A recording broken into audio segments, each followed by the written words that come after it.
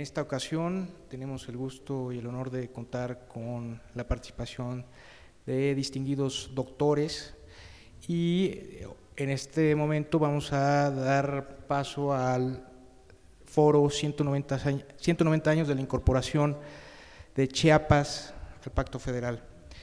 Voy a dar lectura de la semblanza de nuestro moderador que nos hace favor de estar con nosotros. El doctor Adalberto Santana Hernández estudió la licenciatura, maestría y doctorado en estudios latinoamericanos en la Universidad Nacional Autónoma de México y desde sus inicios su línea de trabajo se ha centrado en el pensamiento político latinoamericano y temas como el narcotráfico y la migración. Es profesor en el programa de posgrado de estudios latinoamericanos en el Colegio de Estudios Latinoamericanos de la Facultad de Filosofía y Letras en el Centro de Enseñanza para Extranjeros. Es coordinador general de la Federación Internacional de Estudios sobre América Latina y el Caribe y de la Sociedad Latinoamericana de Estudios sobre América Latina y el Caribe. Es miembro honorario de la Academia Hondureña de Geografía e Historia, miembro honorífico de la Cátedra Carlos Rafael Rodríguez de la Universidad de Cienfuegos en Cuba. Fue designado por el rector José Narro Robles, director del Centro de Investigaciones sobre América Latina y el Caribe, el CIALC, para el segundo periodo 2012-2016. Entre sus publicaciones figuran los libros México-Honduras, una relación horizontal, el pensamiento de Francisco Morazán, el narcotráfico en América Latina, entre otros. Por eso y muchas otras cosas más, le damos la más cordial bienvenida en nombre de la doctora Patricia Galeana, directora general de nuestro instituto.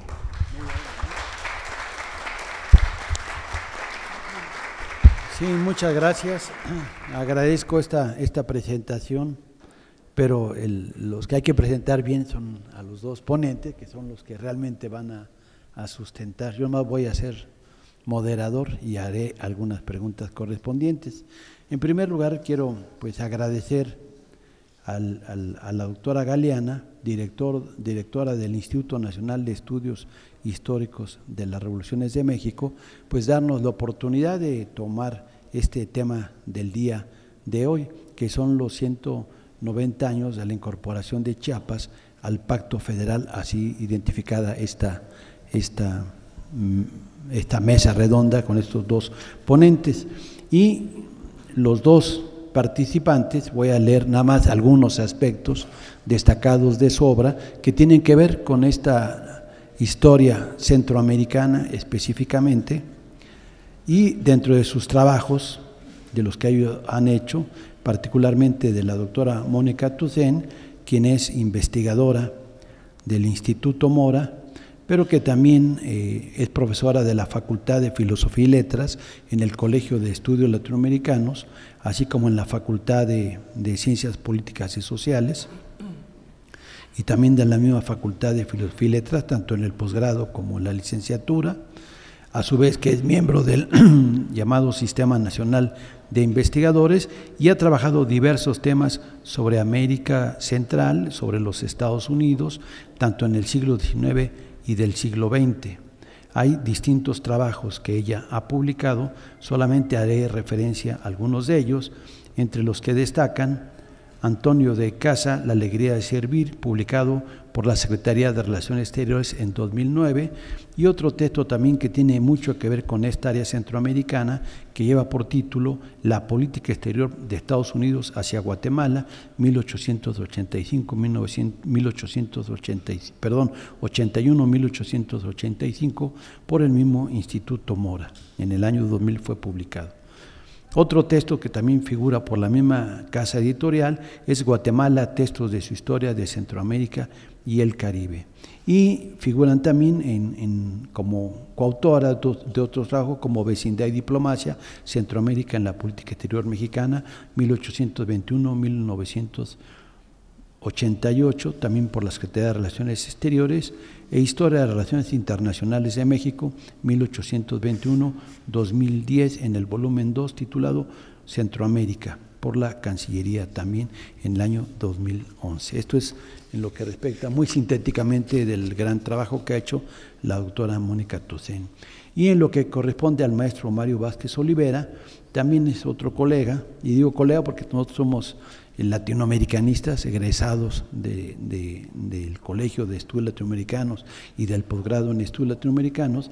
Allí el maestro Mario Vázquez Olivera también trabaja en la UNAM, particularmente en el Centro de Investigaciones sobre América Latina y el Caribe, y también es profesor en la licenciatura y en el posgrado en estudios latinoamericanos. Y también destacan distintos trabajos que ha hecho, también referidos a esta cuestión centroamericana, si entendemos por ello que Chiapas está en Centroamérica, ¿sí?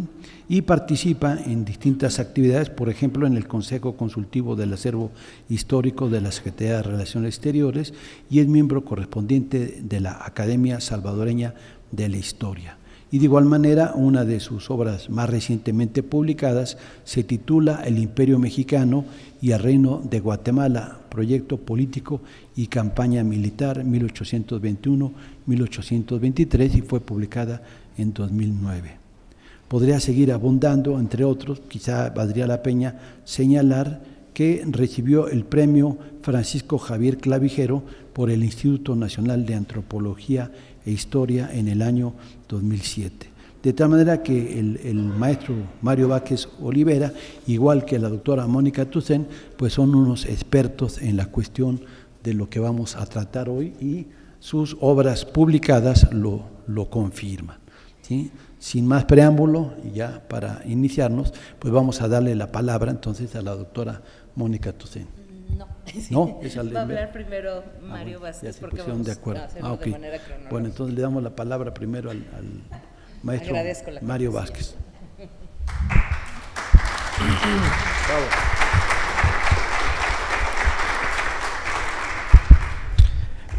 Buenas tardes, ¿se escucha bien?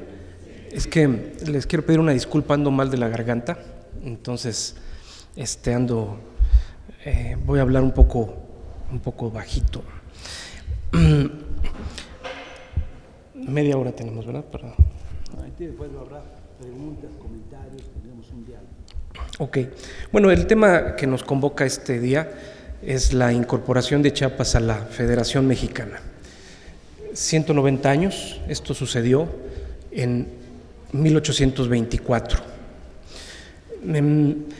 El tema de la unión de Chiapas a México es complejo porque habría que estudiarlo o exponerlo tomando en cuenta factores tanto locales, la situación de Chiapas, como regionales. Tiene que ver también la situación de lo que era entonces el Reino de Guatemala, en una coyuntura muy complicada que fue la consumación de la independencia, abanderada por el Plan de Iguala, que como ustedes saben, impulsaron conjuntamente Agustín de Iturbide y Vicente Guerrero.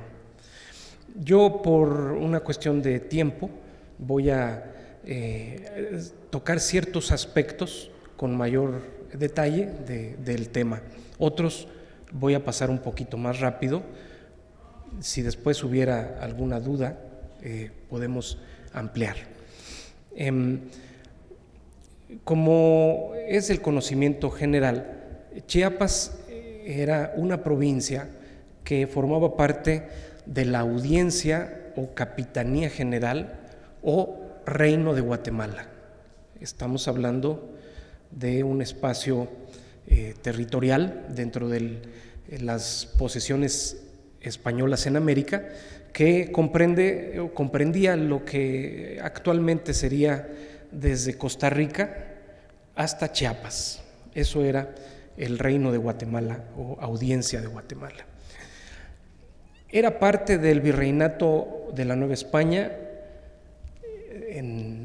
Unos dicen que no, yo digo que no, en general no, pero en ciertos aspectos desde luego había un lazo estrecho, cuestiones de su sujeción en ciertos aspectos a instancias de autoridad que residían aquí en México.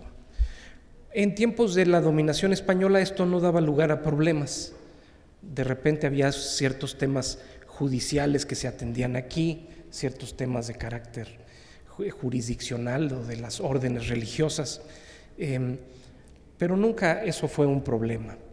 Cuando se llega a la consumación de la independencia,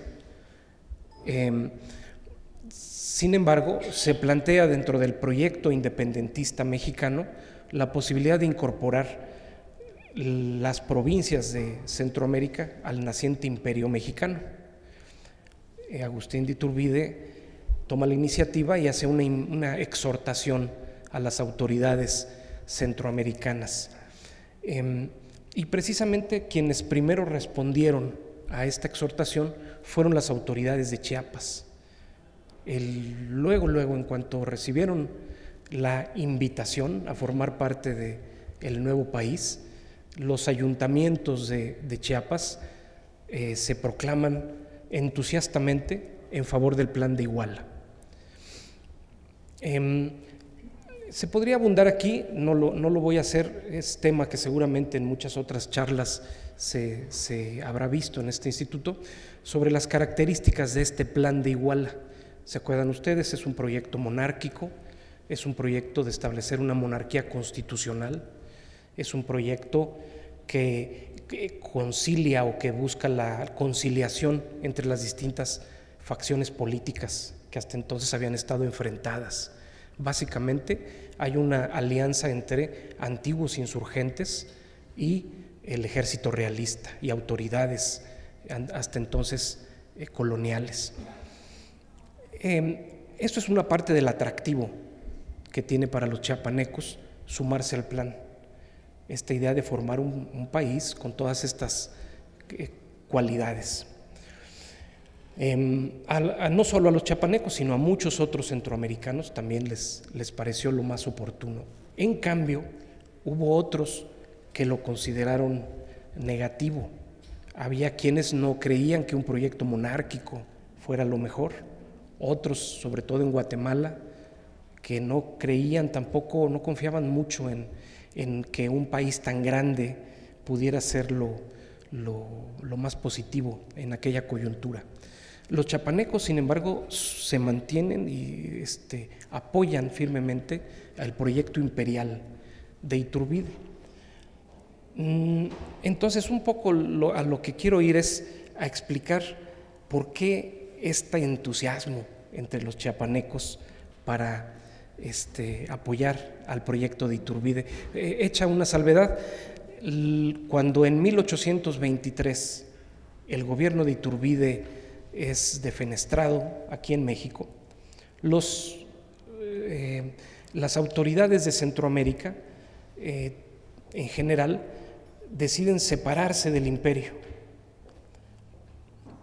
y la única provincia donde queda la discusión abierta de si permanecer como parte de México o separarse de México es precisamente en Chiapas. Algo hay en Chiapas diferente a otras provincias de Centroamérica que de verdad llama la atención para optar en un momento dado por la unión a México.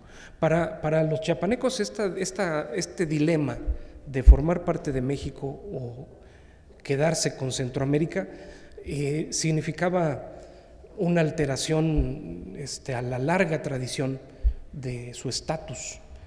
Durante 300 años prácticamente, Chiapas había formado parte de la Capitanía, Audiencia o Reino de Guatemala. Entonces, de repente romper con ese vínculo, pues no era tan fácil. Entonces, aquí es donde yo quiero hacer el énfasis. ¿Por qué? ¿Qué argumentaban los chiapanecos para tomar la opción por México? Y aquí es interesante. Yo le llamo a esto las razones y los pretextos que tenían los dirigentes chiapanecos para unirse a México. Y aquí un paréntesis también, en toda esta exposición, cuando estoy hablando de los chiapanecos o las autoridades chiapanecas, me estoy refiriendo solamente a una porción de la población de Chiapas. Aquí estamos hablando de un segmento de la población chiapaneca que tiene acceso a las instancias de deliberación y de toma de decisiones. Son las gentes que tienen voz y voto, podríamos decir, en estos asuntos. Desde 1821, cuando la invitación de Iturbide, vamos a encontrar en los debates que se dan entre los chiapanecos una serie de argumentaciones de con quién nos conviene más, ¿no? Con melón o con sandía. Entonces, yo he encontrado que hay dos grandes rubros de, digamos, dos grandes áreas de argumentación. Una argumentación habla de, fíjense, de conveniencia, de lo que nos conviene. Otro eje de argumentación va a subrayar lo que somos, es decir, una cuestión de identidad.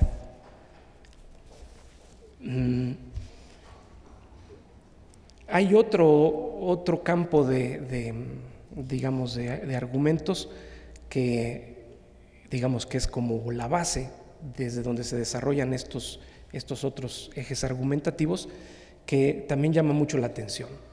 Mire, en aquella coyuntura se va a manifestar una crítica muy fuerte de algunas provincias del Reino de Guatemala para el gobierno guatemalteco. Y la principal acusación, el principal reclamo va a ser: el gobierno guatemalteco tiene injerencia sobre las provincias, son abusivos, los comerciantes de Guatemala se intervienen en la economía de las provincias, quieren imponerse sobre los demás. Y en el caso de Chiapas, todo lo contrario, es el gobierno de Guatemala nos tiene abandonados, no nos hacen caso, no les importa nuestra prosperidad ni nuestro bienestar.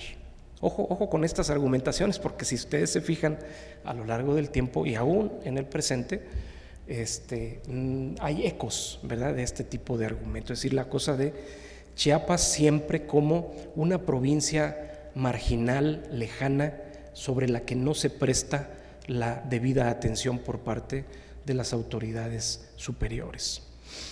Entonces dicen los dirigentes chiapanecos de esa época: tenemos una coyuntura fantástica, se produce la independencia, se rompe el viejo orden, podemos optar, ¿con quién nos vamos? Y entonces les voy a leer algunas citas, para que tengan un poquito de referencia del tenor de estos argumentos. Una serie de argumentos que van a subrayar las ventajas económicas. Este es uno de los puntos fuertes de las autoridades chiapanecas que quieren unirse a México. Tenían sobre todo un interés, algunas de estas personajes que dirigen la vida política de Chiapas, en que la economía de Chiapas se articulara con la economía de Oaxaca, de Tabasco, y que pudiera hacerse una red mercantil para ligarse con el Golfo de México, para exportar productos de Chiapas a través del Golfo. Cabe mencionar, se me pasaba, casi lo doy por hecho que ustedes lo tienen en mente. En ese tiempo, no sé hoy, habría que valorarlo, Chiapas era una provincia extremadamente pobre.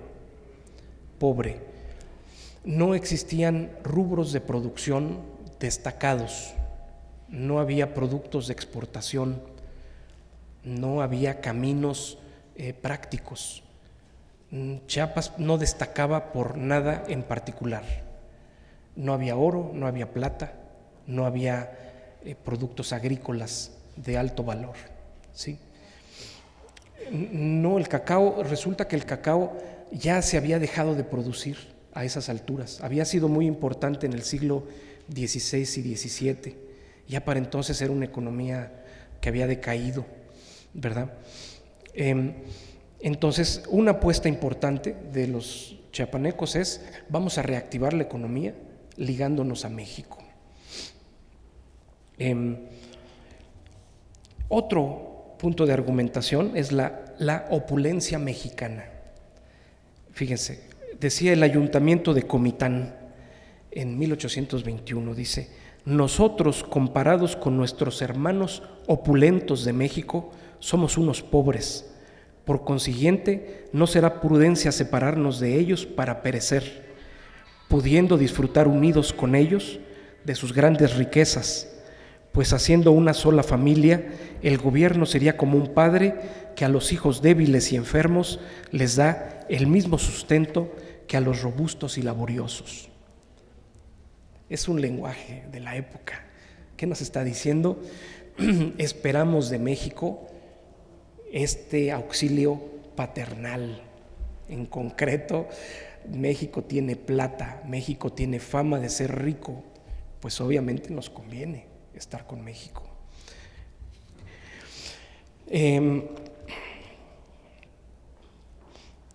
Por contraparte,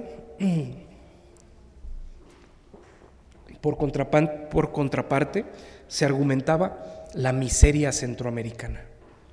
Dice el mismo ayuntamiento de Comitán, dice: por las limitaciones financieras de Guatemala, solo puede ser un estado en apariencia y sin duración alguna, incapaz de pagar decentemente a sus funcionarios y sostener un ejército respetable, sería presa fácil de España o cualquier otra potencia. El ayuntamiento de San Cristóbal, entonces llamada Ciudad Real, decía lo mismo acerca de Centroamérica. Dice: la posibilidad de la existencia política de Guatemala es un problema que aún no está resuelto, atendida su corta población, vasta extensión de costas que tiene que resguardar y la pobreza que es consiguiente a su corto comercio y falta de brazos. Y se pregunta: ¿sería prudencia decidirse a la unión con un gobierno que aún está en duda si tiene los elementos necesarios para constituirse, cuando tenemos proporción a hacerlo con otro a quien indirectamente ya ha reconocido la primera potencia de Europa? Se refieren a Inglaterra, para enviar una legación para que traten con los negocios que deben ser de la mayor trascendencia para la felicidad del Anáhuac y de los estados que lo compongan. Es decir, está comparando esto mismo. Tenemos por un lado a una república centroamericana que ahí está pataleando para constituirse, con fuertes limitaciones económicas y problemas políticos, y por otro lado la idea de que aquí tenemos una potencia en ciernes que obviamente tiene más perspectiva de éxito. Un autor anónimo comentaba al respecto, porque se comentaba la turbulencia política que también existía en ese tiempo en México, y este comentarista decía lo siguiente: indudablemente Chiapas gozará de más sosiego si se une a la Federación de México, donde sea cual fuere la causa, es otra la marcha de los negocios. En las provincias del centro, o sea, Guatemala, hay una fluctuación que no dejaría a esta gozar con calma.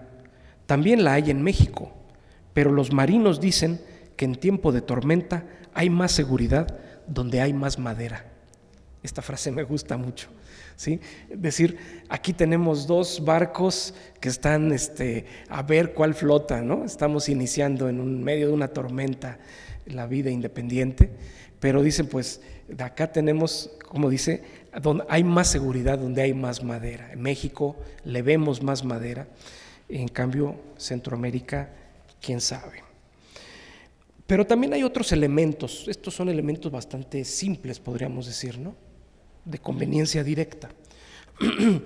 Hay unos elementos que aluden a criterios de geopolítica e interés de Estado, y eso me llama mucho la atención por su complejidad. Por ejemplo, previamente a la independencia, ya el ayuntamiento de San Cristóbal, Ciudad Real, había mencionado con estas palabras la absoluta necesidad que hay de reunirse esta provincia, Chiapas, con la de Tabasco en lo eclesiástico y secular, quedando independientes la primera de Guatemala y la segunda de Yucatán. Es decir, se propone extender la autoridad chiapaneca hacia Tabasco. Ahorita ponemos un mapita. Asimismo, se hace un llamado, el ayuntamiento de San Cristóbal, que en ese tiempo era la capital de la provincia, por eso era tan importante, hace un llamado a los mexicanos, dice, a tener presente la advertencia que se hace por autoridades españolas, de que, sin embargo, de que se mira como pobre esta provincia, porque no tiene minas de oro ni plata, es de suma importancia como antemural de la Nueva España. Antemural, es decir, como un elemento de protección para los intereses estratégicos de la Nueva España. Se están refiriendo aquí, yo siempre le digo a la gente que se hagan una imagen de cómo sería el perfil de México, la silueta de la República, si no estuviera Chiapas. Y se darían cuenta que en la franja entre el centro de México, digamos, y la península de Yucatán, solo tendríamos un hilito, que es Tabasco, y que en ese tiempo Tabasco era una provincia, eran 3 pueblos, francamente, ¿sí? Eran 3 pueblos. Entonces los chapanecos le están diciendo a México, ojo, sin el territorio chapaneco, tu país se puede quebrar casi en 2. Lo dicen de una manera muy gráfica, estos personajes de Chiapas dicen qué importante es para México redondear su territorio, redondearlo con añadirle cuerpo, digamos, ¿no? Con el territorio chapaneco.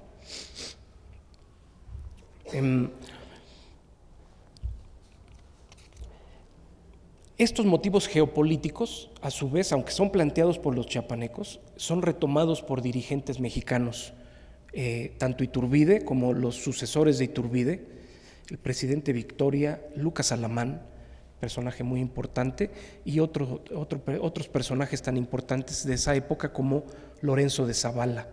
Ellos en diversos textos expresaron la importancia de que Chiapas se incorporara a México por esos motivos de carácter estratégico. Otro género de argumentos va en el sentido de la determinación geográfica, económica y cultural. Yo digo que hablan de las costumbres en común. Y aquí es donde uno puede sonreírse un poco. Fueron argumentos muy socorridos, aunque no eran compartidos por la opinión general. Por ejemplo, dice un documento enviado a Iturbide por las autoridades chiapanecas.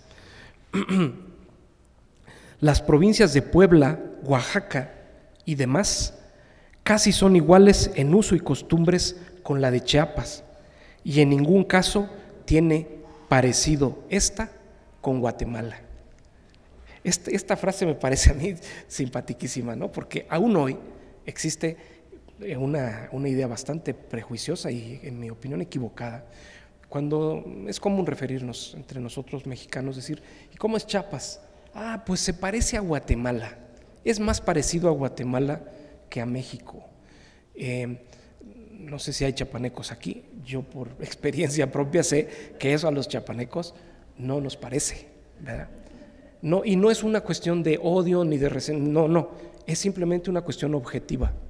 Chiapas tiene diferencias muy grandes con relación a Guatemala, tan grandes como las tiene con relación a Oaxaca o a Yucatán. Son provincias que fueron desarrollando unas culturas locales, unas identidades, llamémosle, muy peculiares cada una.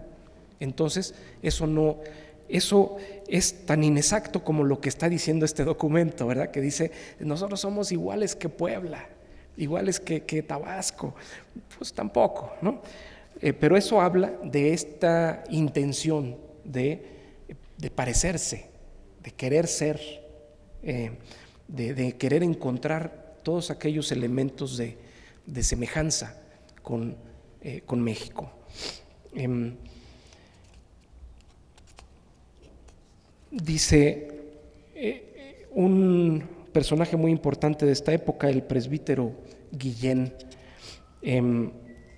dice, bueno, no nada más es una cuestión de costumbre, aquí la geografía cuenta. Las sierras de los Cuchumatanes es una serranía que está en territorio guatemalteco, casi en la frontera con Chiapas. Dice que la naturaleza ha interpuesto entre Chiapas y Guatemala y el camino plano y practicable para Oaxaca, al paso que manifiestan haber sido acaso una de las razones por las que Chiapas antes de su conquista fueron provincias del Imperio Mexicano, descubren indudablemente la mayor felicidad del comercio de dichas provincias y por lo mismo las ventajas consiguientes. No son necesarias muchas luces para deducir la uniformidad de costumbres entre los de esta provincia y los del reino mexicano, puesto que nada es más fácil para transmitirlas que las continuas comunicaciones que facilita el mayor comercio entre ellas. Esta verdad es notoria y por lo mismo solo resta sacar de ella su influjo en el gobierno. Fíjense, es un pensamiento propio de la Ilustración, donde se analiza de manera muy racional, decir, ¿por qué creen que nos parecemos más a los mexicanos? Es una elucubración, simplemente dicen, no, esto es resultado del trato comercial, porque miren, para ir a Guatemala tenemos que atravesar unas serranías fenomenales, para ir a México el camino es más llano. Esto no es tan exacto tampoco, ¿verdad? Pero aquí lo que me interesa destacar es de nuevo este interés que existe en encontrar argumentos de toda índole, no son argumentos abstractos, sino se les trata de encontrar un fundamento como objetivo.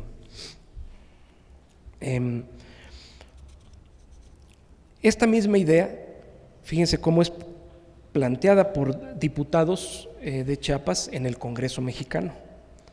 El primero, un chiapaneco, Bonifacio Fernández, dice lo siguiente. No era chiapaneco, pero era residente en Chiapas. He presenciado varias veces los votos libres de Chiapas para unirse a México y no puedo menos, señor, que ser así. Con los de Oaxaca comercian, con estos comen y se puede decir que viven, tienen sus mismas costumbres, hábitos, vicios y virtudes, y se querrá que se separen de estos para unirse a otros con quienes no tienen estos enlaces ni conexiones. El otro diputado es Lorenzo de Zavala, ya lo mencioné, yucateco. Hay otro principio que tuvo la comisión a la que él pertenecía para recomendar la unión de Chiapas, y es el de la utilidad de aquella provincia que ha manifestado que todo el comercio y relaciones que tiene son con la provincia de Oaxaca, y estos principios deben conducir a la comisión a decir que la provincia de Chiapas no pertenecía a Guatemala.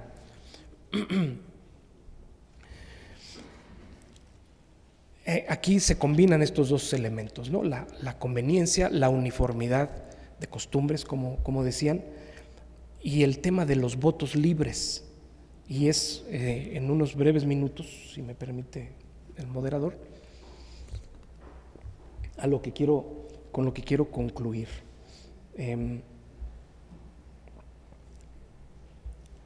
Vamos a ver.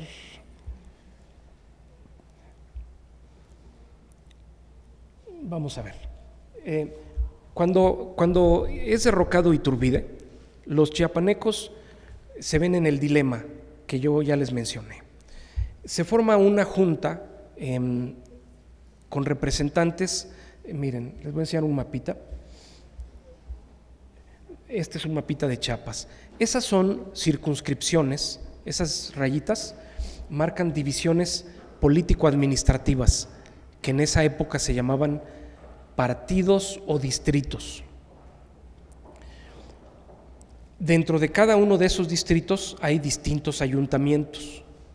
Cada distrito tiene una cabecera. Entonces, lo que hacen los chiapanecos, y esto es muy interesante de destacar, quiero subrayar que en Chiapas en esa época no existía una fuerza militar, ni existía tampoco la figura de algún caudillo o líder carismático. Cuando los chiapanecos se ven ante esta situación de qué hacemos, nos vamos con México, con Centroamérica, la opción que toman es una opción plenamente cívica. Es muy importante subrayarlo. Se reúnen representantes de cada uno de estos partidos o distritos. Fíjense, ni siquiera el gobierno provincial ni el jefe político tomó la decisión, sino que convocan a una reunión de representantes y dicen, platiquémoslo. ¿Tú qué opinas? ¿Tú qué opinas? Bueno, vamos a votar. Son 12 distritos. El día de la reunión, por las distancias, solo habían llegado 10 y hacen la votación. Esto fue a principios de junio de 1823, el 6 de junio. Y la votación queda empatada 5-5. Es decir, a pesar de que hay muchos argumentos a favor de unirse a México, también pesa mucho la tradición y la opinión de permanecer con Centroamérica. Con la votación empatada, ¿qué se hace? Y aquí es lo que yo digo de la opción cívica. No se impone por la fuerza una resolución, sino que dicen, pues vamos a llevárnosla con calma, vamos a darnos un tiempo para deliberar. Y entonces la Junta emite este decreto que ustedes están viendo en la pantalla, que dice así: si en 300 años de dominación española que corrió subordinada a Guatemala, Chiapas no experimentó, por desgracia, ningunos aumentos o progresos en los ramos principales de su riqueza territorial, y puede producirlas acaso la unión a México o federación con las provincias limítrofes de Oaxaca, Tabasco y Yucatán, dicta la política dejarla en actitud de mejorar de condición y procurar un resultado feliz. Si por el contrario, con la nueva reincorporación a Guatemala, bajo principios liberales y de especial conveniencia, ha de ser susceptible redimirse de las vejaciones anteriores, tiene derecho a celebrar sus pactos como mejor le parezca. ¿Qué está determinando este famoso decreto de bases? Está estableciendo la autonomía plena de la provincia chiapaneca. Está diciendo tanto a México como a Centroamérica, déjenos pensarlo, déjenos deliberar. Tenemos un dilema muy importante a resolver. Y a partir de ese momento, la provincia queda en estado de plena autonomía. Es el único caso de todas las provincias que integran la República Mexicana y también la República de Centroamérica, que en esta coyuntura queda o asume su plena autonomía. Y durante año y medio, Chiapas va a quedar en este estado, en un impas, porque a la hora de la hora no fue fácil ponerse de acuerdo. En este impasse, desde luego hubo presiones del gobierno mexicano, hubo presiones del gobierno centroamericano, hubo una división de opiniones dentro de la provincia, hubo un conato de violencia que por cierto no llegó a dispararse ni un solo tiro, solo fueron como bravatas entre las distintas facciones que estaban en contrapunto, y lo que sí hubo fue mucha discusión con estos argumentos que menciono. Para hacer breve este recuento, quiero hablar del desenlace. Como al interior de la Junta, donde estaban estos 12 representantes, se mantenía una circunstancia de equidad de votos, se buscó un mecanismo alternativo, que es un mecanismo muy, muy particular, que le llamaron en aquel tiempo un plebiscito o una consulta a los ayuntamientos, pero quiero ser muy específico. No es lo que es un plebiscito actualmente, y tampoco fue exactamente una consulta a los ayuntamientos. Por lo siguiente, se determinó, vamos a ver el voto de cada ayuntamiento. Es más, ni siquiera eran los ayuntamientos, vamos a ver los votos de los pueblos, porque había poblaciones donde todavía no existía un ayuntamiento. Vamos a ver cómo votan los pueblos, pero el voto de cada pueblo va a contar de acuerdo a la base de la población que tenga cada poblado. Esto es un procedimiento peculiar. Esto también ha dado, digamos, con el paso de la historia, ha suscitado opiniones controvertidas de si esto era un mecanismo adecuado, un mecanismo legal, un mecanismo legítimo para tomar esta decisión. La verdad es que en esa época en que se están construyendo los mecanismos institucionales para dirimir estas cuestiones tan trascendentes, este es un mecanismo sumamente atinado y original. Vamos a ver por qué. Como también lo era el otro, no es que uno fuera mejor que el otro, simplemente son formas diferentes.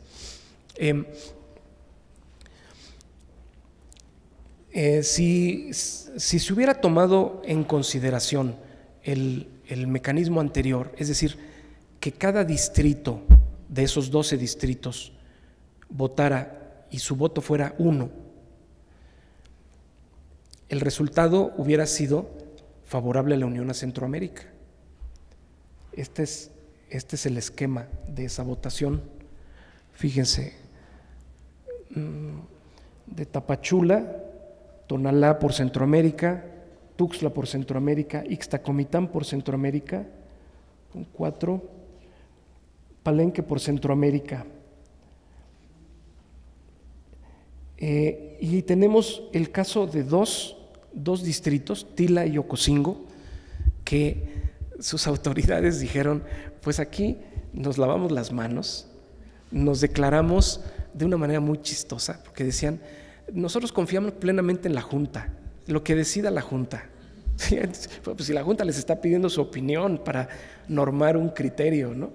Pues no, aquí no ni nos interesa votar el tema, ¿sí? Ustedes decídanlo, tal cual es el resultado de esa auscultación. Ahora, tomando como base la población, entonces el voto se hace ponderado, porque los lugares que tienen más población, obviamente ese voto va a contar de una manera diferente. Para terminar de manera rápida, les voy a leer la conclusión de este asunto. La falta de documentación impide conocer con mayor detalle el tenor de las deliberaciones en cada cabecera, así como los mecanismos que adoptaron los distintos ayuntamientos para fijar su postura. No sabemos si se reunió cabildo abierto, no sabemos si le pidieron la opinión a la gente o si solo fue el cuerpo edilicio, unas cuantas personas. En muchos casos quedó registrada la opinión de pueblos que todavía no contaban con ayuntamiento. ¿Cómo le habrán hecho? ¿Quién les fue a pedir la opinión? No sabemos. Pero de cierta manera fueron consultados. En 8 casos, Simojovel, San Andrés, Huistán, Palenque, Tuxtla, Tonalá, Ixtacomitán y Soconusco, son distritos de estos 12 distritos de Chiapas, se registraron posturas unánimes, es decir, todo mundo opinó en el mismo sentido. También es raro, ¿no? En la mayor parte de ellos fue evidente que la decisión la adoptó el ayuntamiento de la cabecera. En el caso del Soconusco, sus votos fueron tomados en cuenta, aunque ellos mismos ya habían decretado que se separaban de Chiapas, y sin embargo se tomó en cuenta también su opinión. En el caso de Ocosingo, es el que les menciono, delegó su voto al criterio de la Junta. Tila y Palenque manifestaron su preferencia porque la provincia continuara independiente. que también era una opinión, es decir, oye, no, tienes que unirte a uno u otro país. No, pues nosotros queremos que Chiapas siga siendo Chiapas solita, ¿no? No se puede. Cuando se les pidió reconsiderar su decisión, ambas cabeceras optaron por Centroamérica, aunque 2 pueblos de Tila votaron por México. Solo en otros 2 casos, Ciudad Real y Llanos, que es Comitán, se registraron posturas divergentes entre algunos pueblos pequeños y las cabeceras del partido. Tal vez no sorprende que pueblos cercanos a Guatemala como Chicomucelo y Zapaluta, eso es la Trinitaria, en la mera frontera, se inclinaran por Centroamérica. Pero en el partido de la capital, San Cristóbal actualmente, el pueblo de San Felipe, situado en las inmediaciones, votó por Centroamérica. ¿Por qué votó por Centroamérica San Felipe? ¿Quién sabe? ¿No? No tenemos idea. En ese mismo sentido se había manifestado Sinacantán el 1 de agosto, pero por alguna razón cambió su postura el 27 de ese mismo mes. Es decir, también se dio caso de pueblos que votaron en un sentido y luego reconsideraron su voto. Una referencia explícita de lo que pudo haber sido realmente esta auscultación la constituye el caso del Ayuntamiento de San Cristóbal, Ciudad Real, el cual, entre comillas, a pesar de los fundamentos que tenía para saber la opinión de los habitantes, decía el ayuntamiento, realizó una consulta a lo largo de 3 días mediante votación pública y nominal, es decir, por nombre de cada persona, resultando, fíjense, 776 sufragios por México y 1 por Centroamérica. En San Cristóbal, el único que se atrevió a decir por Centroamérica, una sola persona. Sin embargo, según la base de la población que tenía en el censo que se utilizó para ese efecto, fueron acreditados 10,000 votos. Es decir, 776 personas opinaron, pero contó para 10,000 personas. Al final, el total de votos emitidos se computaron de la manera referida: 96,829 por la Unión a México, 60,400 por Centroamérica y estos 15,000 y pico que se consideraron indiferentes. Sobre esta base, la Junta Gubernativa de Chiapas, el 14 de septiembre del 24, decretó la unión a México. Más allá de esta parte que puede ser un poco anecdótica de cómo fue la votación decía yo, argumentaciones en contra de que si el censo que se utilizó fue un censo actualizado o no estaba actualizado, etcétera, etcétera. El hecho es que la decisión fue una decisión que los que debían ser considerados ciudadanos chiapanecos. Sí fue una decisión que se tomó en esferas de la gente que participa en estas decisiones a nivel de los ayuntamientos, pero para la época, para cómo se tomaban las decisiones en aquella época, estamos hablando de una amplia consulta entre los pueblos de la provincia. Esto quizá es un factor que le dio al resultado, a la unión de Chiapas a México, una solidez impresionante. De ahí en adelante al día de hoy, nunca en Chiapas se registraron conatos separatistas. Esto es importante subrayarlo. Como hay desconocimiento de esta materia, a veces se piensa que con esta idea, ¿verdad? Los chiapanecos son diferentes, hablan chistoso, comen distinto, se parecen a otro país, pero jamás se puso en duda la incorporación a México. En otros estados así pasó, Yucatán, en Oaxaca, hasta los de Jalisco en un momento dado estaban con esas veleidades, Nuevo León en otro momento, por no decir Texas, ¿verdad? Y todo lo que sucedió. En este caso estamos hablando de un proceso muy definitivo, muy claro, muy exitoso de incorporación de una provincia al Pacto Federal, Pese a todas las vicisitudes que han habido en la historia de México y en la historia particular de Chiapas, este es un aspecto en el que no ha habido tribulación. Creo que para los chiapanecos nunca ha habido duda respecto a su condición nacional, ni en cuanto tampoco a sus identidades, porque ni siquiera hay una identidad chiapaneca, hay una playa de culturas en el estado, pero tampoco los chiapanecos han tenido nunca duda de lo que son. Que otras personas lo hayan puesto en cuestión es otra cosa, ya sea guatemaltecos que reclamaron vehementemente la pertenencia de Chiapas, o mexicanos que veían a los chiapanecos como extraños hasta cierto punto.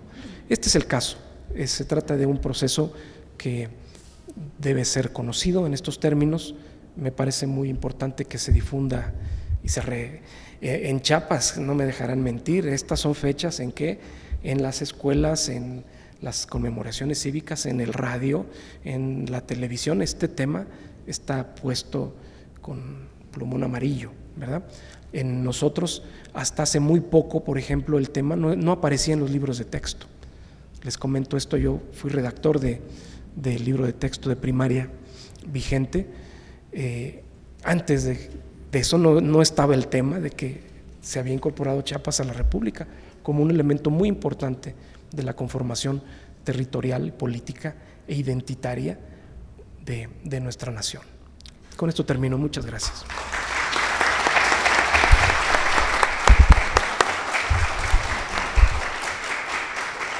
Bien, le agradecemos al maestro Mario Vázquez Olivera esta intervención que ha hecho. Nos hemos excedido un poquito porque creo que hay que también darle fluidez para escuchar una serie de planteamientos. Seguramente tendrán algunas preguntas, algunos comentarios. Yo ya tengo unos ahí, para ir calentando el ambiente. Pero ahora vamos a escuchar a la doctora Mónica Toussaint para que nos haga su intervención, si les parece bien.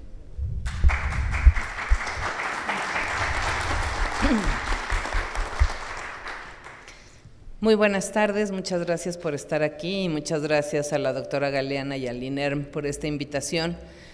Cuando nos comentaron al maestro Mario Vázquez y a mí esta idea de participar hoy en esta mesa de 190 años de la incorporación de Chiapas a México, comentamos que él trataría, como ya lo ha hecho, el momento de esta incorporación y que yo trataría de abordar algo en lo que me he especializado más, que es qué sucede después con Chiapas y Guatemala y cómo se lleva a cabo la negociación del Tratado de Límites entre México y Guatemala y qué es lo que hace que tarde tanto tiempo en firmarse este tratado, si aparentemente pues ya en 1824 estábamos todos de acuerdo.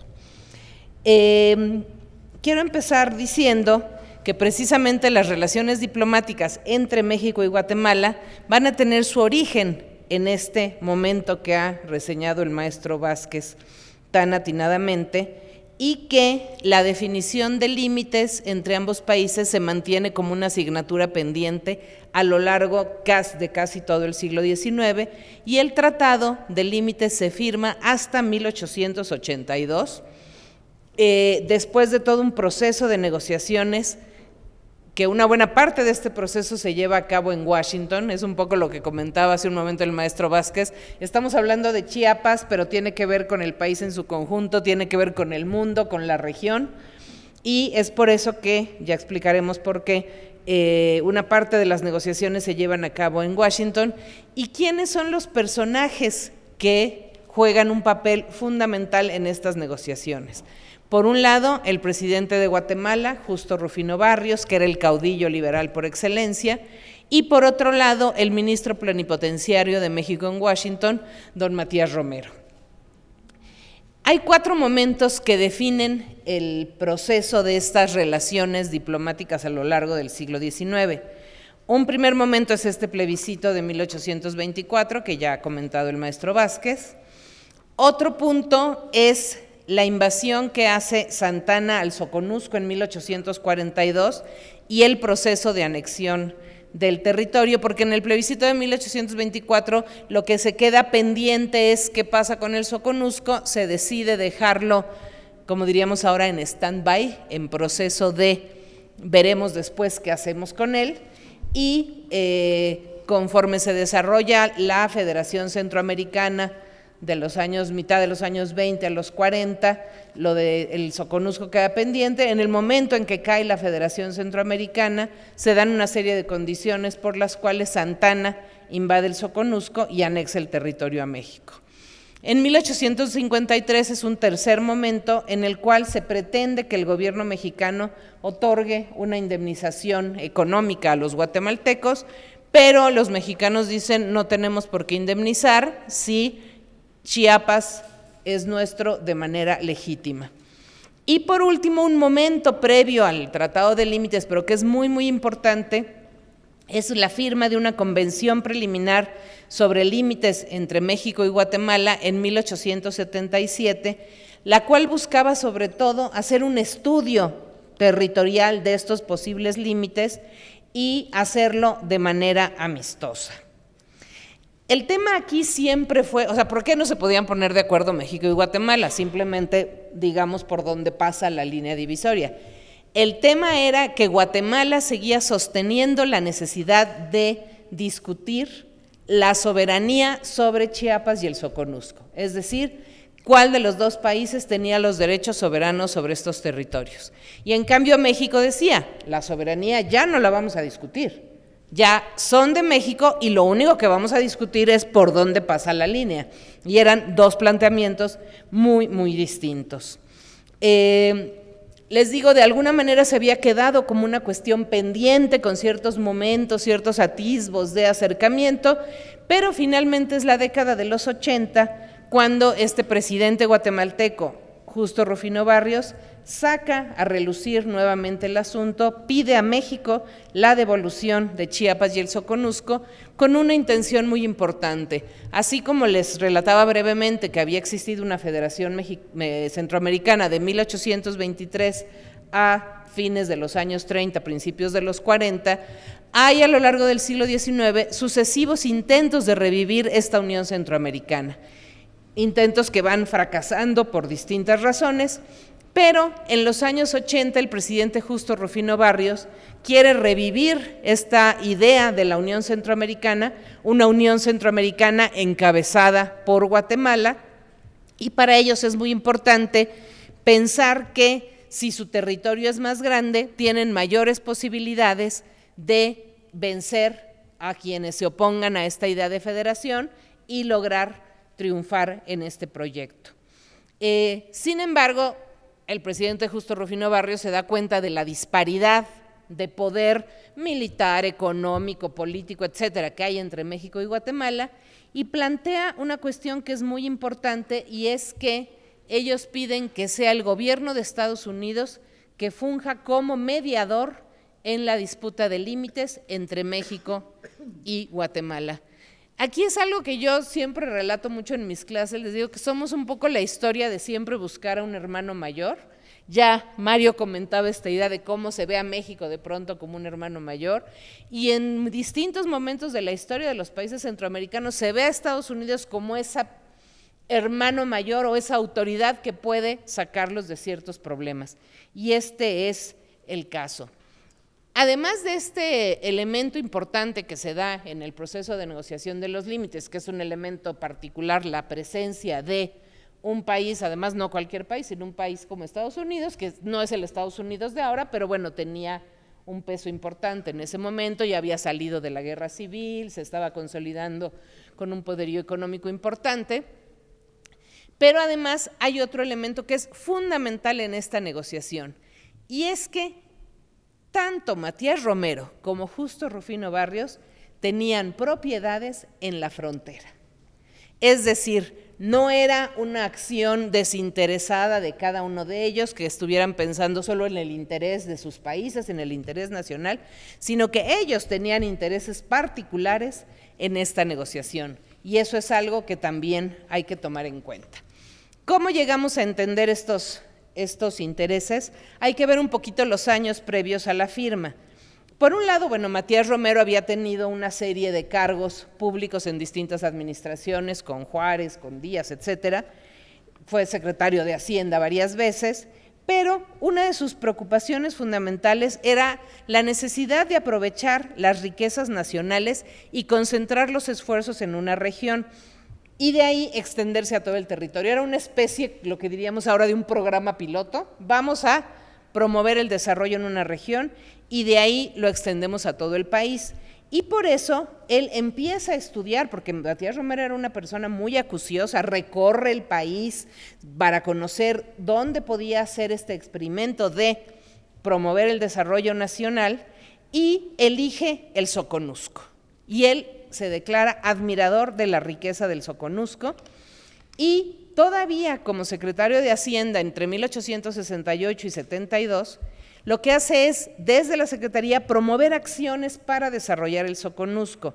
Ordena la compra de una embarcación destinada a la costa chiapaneca, ofrece subsidios, envía, fíjense qué importante, cargamentos de rifles con el fin de armar a las guarniciones fronterizas del sur y protegerse de posibles invasiones. Es decir, es consciente también de que está en un territorio delicado, no está eligiendo cualquier lugar. Y finalmente, en el 1872, Romero decide presentar su renuncia al cargo de secretario de Hacienda, porque además su salud siempre fue muy precaria, y decide irse a vivir al Soconusco para dedicarse a las labores agrícolas. Y él va con esta concepción de cómo combinar su interés privado de enriquecerse personalmente con el interés público de desarrollar a una región. Llega a Chiapas y conoce a Justo Rufino Barrios, y al principio entablan una relación de gran amistad. Incluso Romero manifiesta que quedó cautivado por la personalidad de Barrios, manifiesta su admiración hacia Justo Rufino Barrios por la sencillez de sus modales, por tener un carácter fuerte, por sus ideas liberales, por su patriotismo, así como por su simpatía por México. Es decir, no es que hubiera un odio o un pleito entre México y Guatemala por parte de Barrios, sino que había incluso admiración en muchos aspectos. Decía Romero: confieso que la confianza que me inspiró la amistad del general Barrios fue uno de los motivos que me acabaron de decidir para establecerme en el Soconusco. Entonces, al principio se hicieron verdaderamente amigos, grandes cuates, diríamos ahora. Y tenían, como les decía yo, fincas en la región. Barrios era dueña de una finca que se llamaba El Malacate, pero que se encontraba en lo que hasta ese momento se consideraba territorio mexicano.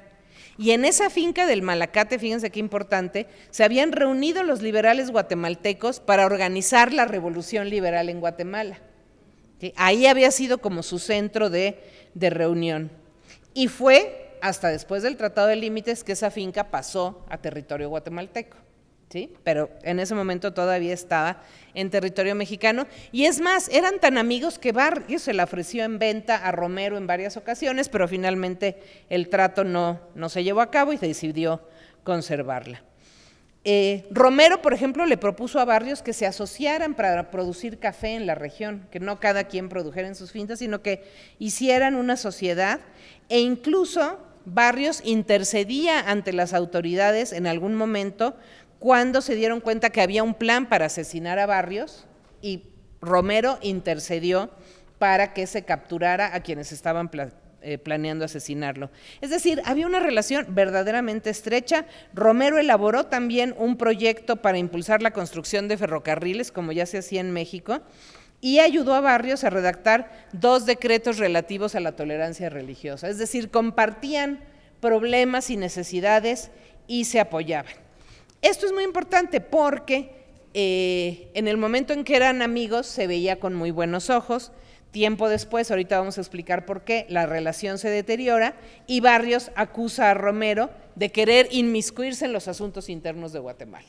O sea, mientras eran amigos no había problema. Una vez que ya están enojados, no te metas con los asuntos internos de Guatemala. Como les decía, Romero adquirió varias fincas y denunció terrenos baldíos, se hizo de varias propiedades, pero empezó a tener problemas en sus propiedades en el Soconusco. y eso lo empezó a hacer que él fuera como más consciente de la necesidad de fijar los límites. Empezó a tener ataques de indios a sus propiedades, que en principio no necesariamente eran ataques, sino había una costumbre ancestral de que bajaban de las tierras altas y llevaban a su ganado a pastar. Claro, se encuentran con que ahora están cercados esos terrenos, pues ellos simplemente quitan las cercas y entran con su ganado. Esto Romero lo interpreta como un ataque a sus propiedades, empieza a pedir incluso al Centro de México que manden tropas para proteger estas propiedades y empieza a argumentar Romero que el que está mandando estos ataques de indios es Barrios, que Barrios lo quiere perjudicar, que hay una competencia económica y que hay que tener cuidado con Justo Rufino Barrios. Empiezan a enemistarse y es muy significativo porque en la correspondencia entre Barrios y Romero, que se consulta en el archivo Matías Romero, siempre se dirigía Romero a Barrios como don Justo Rufino Barrios. En cuanto empiezan a enemistarse, se dirige a él como José Rufino Barrios. O sea, incluso le cambia el nombre, es algo que yo todavía no me explico, pero las cartas, en cuanto empiezan los problemas, tienen un nombre distinto. El caso es que la enemistad es cada vez mayor y en enero de 1874 Barrios decide visitar su finca, esta que les comentaba, el Malacate, y a sugerencia del propio Romero y para evitar cualquier conflicto, comunica previamente sus intenciones para que no vaya a haber ningún ataque ni cosa por el estilo. Todavía en ese momento hay cierto intento de acercamiento y empiezan los dos a pensar que hay que hacer un proyecto de tratado de límites para poder resolver estas dificultades. La verdad es que no podemos saber realmente si Barrios promovía o no esos ataques de indios.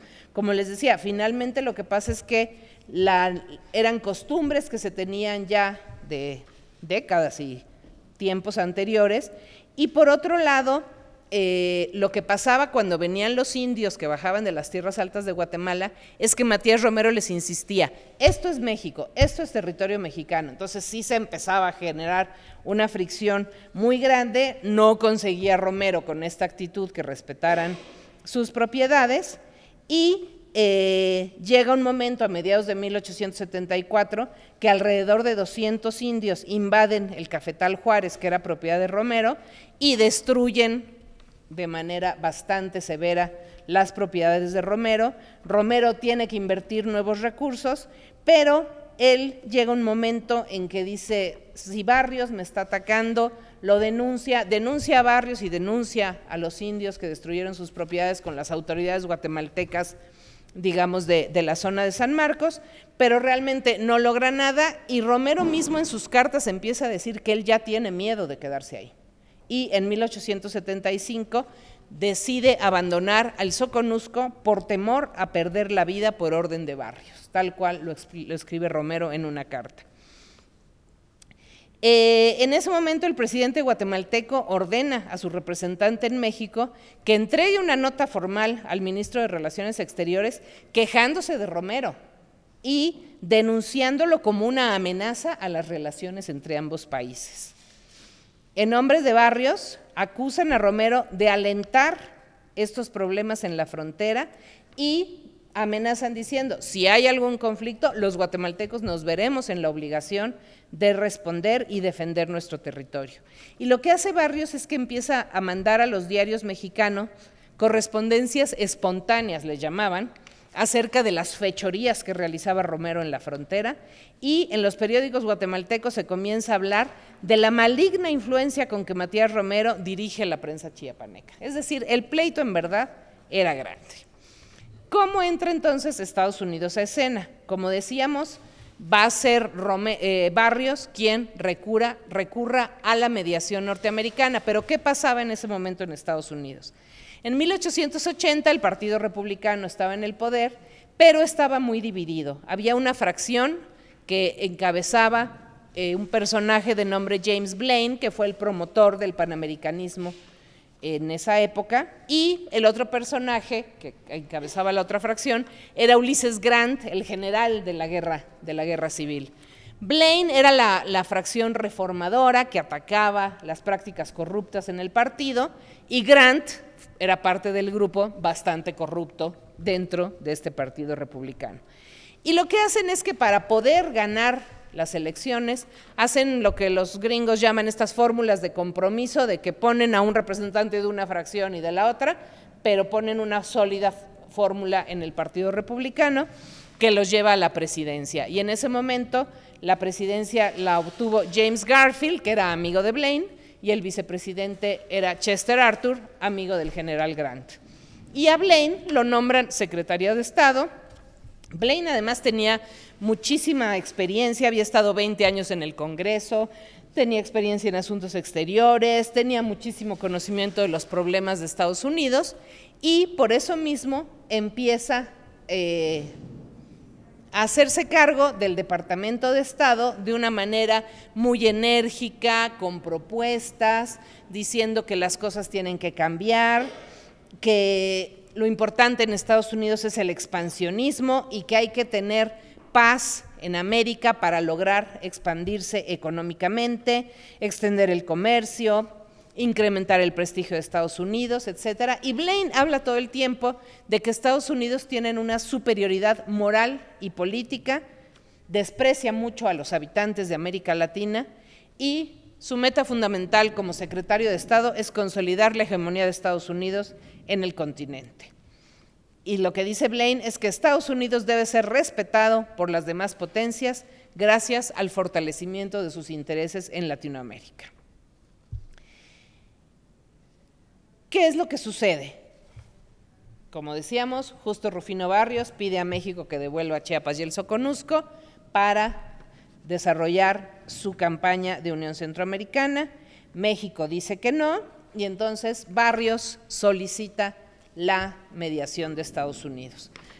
Lo que hace Barrios es darle a Estados Unidos informes desde su punto de vista, diciendo es que los mexicanos han ido moviendo la línea divisoria, los mexicanos nos han ido ganando terreno, cada vez es más tensa la situación en la frontera y por eso necesitamos su ayuda.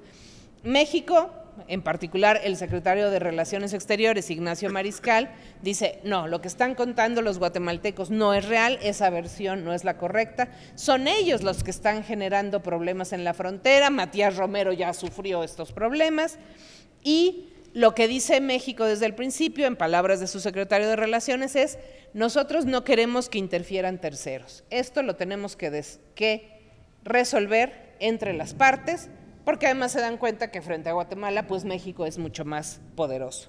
Y además para Ignacio Mariscal sí hay un problema de soberanía, no solo discutir la soberanía de Chiapas y el Soconusco, a lo cual no está dispuesto, sino además que Estados Unidos intervenga en esto, pues es una lesión a la soberanía de México. Finalmente, el representante de Guatemala en Estados Unidos envía ya una nota formal a James Blaine solicitando la mediación, y James Blaine compra un poco este discurso guatemalteco, cree que en efecto México puede generar problemas en la frontera, se convence de que hay una mala voluntad del gobierno mexicano y propone que Estados Unidos lleven adelante esta mediación. Mariscal dice, de ninguna manera, lo que tenemos que retomar es esa convención de la que les hablaba al principio de 1877, esa convención amistosa con la que íbamos a definir los límites, pero ahí la discusión de Guatemala es, lo que yo quiero discutir es la soberanía sobre Chiapas y el Soconusco y ustedes solo quieren discutir cómo determinar la línea. Pasa una cuestión muy importante en ese momento y es que Ignacio Mariscal manda a la frontera primero 3,000 hombres y luego llegan a ser 5,000 hombres con la justificación de proteger a México de cualquier ataque por parte de Guatemala. Pero esto los guatemaltecos lo ven como una amenaza de México, como una posibilidad de que haya realmente una invasión, una guerra, y en Estados Unidos esto también les preocupa mucho. Lo que hace Blaine es decirle a su ministro en México que presione al gobierno mexicano, que presione a Ignacio Mariscal para decirle que Blaine va a ser el mediador, Pero además empieza a suceder una cosa curiosa. Por un lado, Guatemala tiene a un representante en México, Manuel Herrera, negociando un posible tratado y una posible indemnización. Y al mismo tiempo tiene en Washington a otro representante, Lorenzo Montúfar, negociando la mediación. O sea, le apuestan a las dos a ver cuál pega, ¿no? Un poco. Sin embargo, esto de la mediación, como les decía, no es aceptado por México, y cuando a Blaine le informan que México no está aceptando esta mediación, Blaine responde diciendo que es pues incluso una afrenta al gobierno de Estados Unidos que México no acepte esta mediación. Pero el gobierno mexicano, Ignacio Mariscal, dice: no fue la conquista, sino la voluntad libre de los pueblos de Chiapas y el Soconusco lo que determinó su incorporación a México. Además, ya hemos tenido el territorio más de 40 años y además, como decía el maestro Vázquez, no ha habido ningún interés de separarse. Entonces, ¿qué es lo que están argumentando por parte de Guatemala? Por más que Blaine insiste, el gobierno mexicano se mantiene firme, particularmente Ignacio Mariscal, y lo que dice es: si Guatemala acepta excluir de la discusión la soberanía de Chiapas y el Soconusco, empezamos a negociar, y es más, hasta si quieren, ahí sí aceptamos la mediación, pero no vamos a aceptar que los Estados Unidos intervengan y decidan de quién es Chiapas y el Soconusco. Y aquí viene un acontecimiento de estas cuestiones fortuitas y casuales en la historia que cambian el rumbo a veces de los acontecimientos, y es que el presidente Garfield es asesinado en Estados Unidos.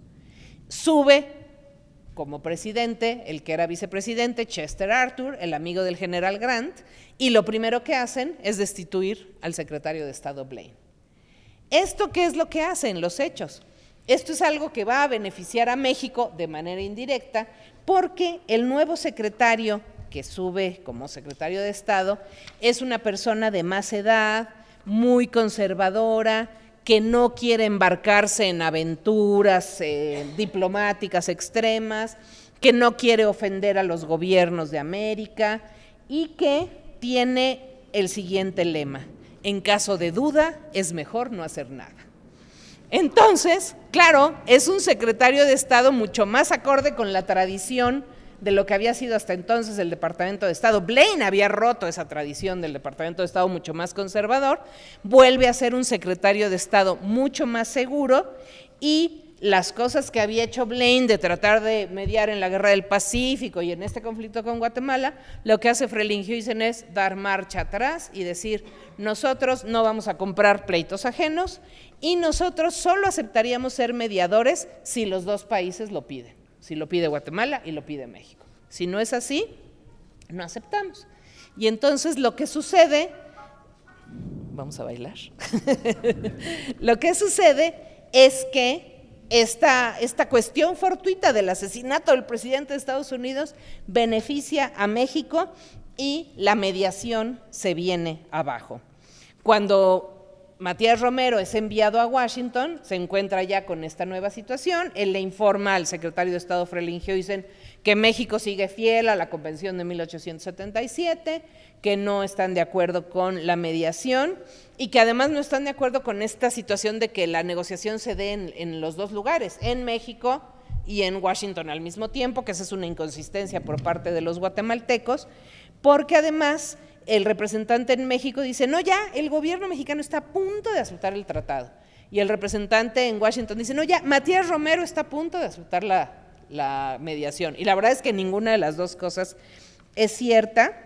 Y Matías Romero denuncia esto y dice: yo no voy a seguir hablando con Lorenzo Montúfar mientras Guatemala no diga que ese es su representante oficial. Guatemala hasta ahorita dice que su representante está en México y con él es con el que hay que tratar. Sin embargo, Montúfar no ha recibido ninguna indicación por parte de su gobierno de que él no puede negociar. Entonces la cosa es muy compleja, se ha hecho un gran lío en ese momento. Mariscal además expresamente le manda un telegrama a Romero diciéndole: hay que oponerse tajantemente a la mediación, porque Romero coquetea en algún momento con la mediación diciendo: Ulises Grant es mi amigo, tenía negocios conjuntos de ferrocarriles, si proponemos que él sea el mediador, pues nos va a beneficiar. pero Mariscal dice, no, de ninguna manera, la mediación no se puede aceptar. Entonces, finalmente, lo que decide el presidente Justo Rufino Barrios, viendo que ya las cosas se han complicado tanto, es ir él directamente a Washington, porque él ya se dio cuenta que esta idea original que tenía de recuperar el territorio para luego impulsar la Unión Centroamericana no va a suceder. Entonces él dice, no quiero tener dos frentes abiertos, quiero ya, negociemos el tratado, es un hecho que así están las cosas y así yo me puedo dedicar a impulsar la Unión Centroamericana, aunque sea sin tanto territorio. Llega a Washington, todavía trata de hablar con Montúfar. Montúfar insiste en que Guatemala tiene el peso de la historia, etcétera. Barrios se da cuenta que Montúfar está obstaculizando y que puede complicar más las cosas, le dice que ya no va a estar él en las negociaciones.